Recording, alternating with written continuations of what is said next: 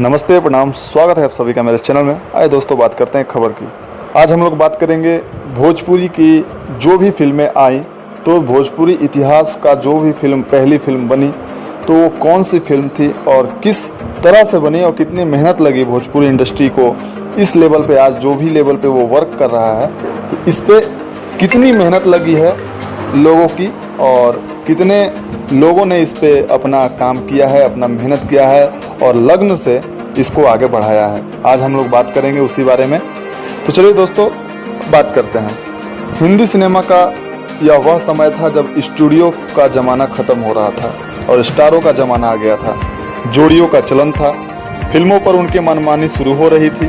भोजपुरी फिल्मों के कलाकार इसके पीछे क्यों रहने लगे, ये हम लोग जानेंगे। गंगा मैया तो है पियरी चढ़ाइयों के हिट होते ही असीम व कुमकुम की जोड़ी बन गई थी। लागी नहीं छूटे राम के लिए एक नया चेहरा तराशा जा रहा था, जिसके रूप में हमें सुजीत कुमार को लिया गया, लेकिन फिल्म की हीरोइन कुमकुम ने उनके साथ काम करने से इनकार कर दिया।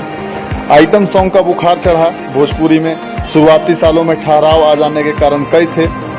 एक तो यह कि पूरे सिनेमा उद्योग में मंदी का दौर था। दूसरे, इस वक्त के लोगों के लिए नया आकर्षण रंगीन फिल्में थी। तकनीकी स्तर पर भी हिंदी सिनेमा का जो भी 70 mm जैसे प्रयोग हो रहे थे, इस तरह की तकनीकी को अपनाने और प्रयोग करने के लिए जिस पूंजी की ज़रूरत थी उसमें भोजपुरी फिल्में पिछड़ रही थी। तो सिंपल सा बात है कि उस समय पैसों की काफ़ी कमी थी। संभवतः विषय वस्तु का दोहराव भी एक कारण था। गांव की एक खास स्थिति, परिवेश और पात्रों में भी ठहराव दिखता था। कुल मिलाकर जोर गीतों पर था। कवायद यह होती थी कि बढ़िया गीत फिल्मों के लिए चाय। पहली फिल्म से ही आइटम सॉन्ग का बुखार चल पड़ा। दरअसल यह आइटम संस्कृति लोक से उठाई गई थी। भोजपुरी अंचल में बाइयों का नाच और नौटंकी के इस तत्व के सूत्र पकड़े जा सकते हैं। पहले दौर के उतार के बाद निर्माताओं ने यह समझ में आ गया कि बिना रंग और नई तकनीकें टिकना संभव नहीं है। लंबे अंतराल के बाद 1977 से 1982 तक एक दौर चला जिसमें दंगल, बलम परदेसिया, धरती मैया और गंगा किनारे मोरा गांव जैसी फिल्मों की सफलता ने यह स्थापित किया। भोजपुरी फिल्मों का दर्शक वर्ग बशर्ते नाच और गाने के फॉर्मूले से हटकर स्थानीय कथा तत्वों को भी जगह मिले। दंगल ने शुरू किया यह एक नया दौर है। पहले दौर से विदेशिया जैसी हिट फिल्म का निर्माता बच्चू भाई शाह ने भोजपुरी की पहली रंगीन फिल्म में किया था। भोजपुरी की पहली रंगीन फिल्म दंगल 1977 में बनाई गई। फिल्म के पात्र और कथा लगभग वही थी, लेकिन रंग के अलावा मिस इंडिया प्रेमा नारायण भी इस फिल्म में अतिरिक्त आकर्षण थी। यह वह समय है जब भारतीय फिल्म फलक और शोले आकर जा चुकी थी। दंगल में शोले की तर्ज पर घोड़े पर सवार डकैतों को पकड़ने का लंबा चेज सीन था। डाकू का नाम कालिया था, जो संवाद अदायगी में विशिष्ट शैली अपनाता है। उसकी देन शोले के गब्बर से कम नहीं थी। भेड़ों की लड़ाई और कुश्ती जैसे खास स्थानीय तमाशा की चीजें डाली गई थी। इफ्तिकार और कन्हैयालाल जैसे अभिनेता उसमें थे। नदीम श्रवण की जोड़ी थी जो कि काफ़ी अच्छा और ताज़ा तरीन संगीत देते थे। ऐसा कहा जाता है कि नदीम श्रवण की परिचय भी फिल्मी दुनिया से इसी फिल्म के बदौलत हुई। फिल्म हिट रही और भोजपुरी फिल्मों में गीतों की सशक्त जमीन के बावजूद मसाला मिलाने की प्रवृत्ति यहीं से शुरू हुई।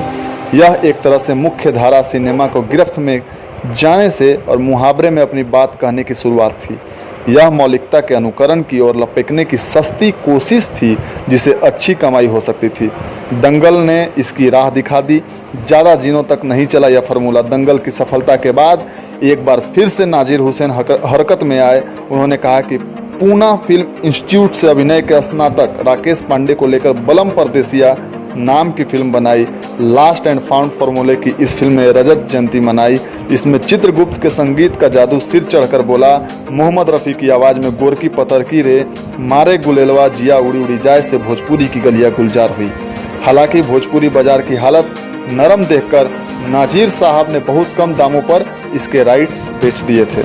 इसके बाद आरा के रहने वाले सिनेमा वितरक अशोक चंद जैन की फिल्म का आकाश पर धमाकेदार अवतरण हुआ और यह फिल्म 30 सप्ताह तक चली और इस फिल्म ने 50 लाख रुपए का व्यवसाय किया था उस समय में।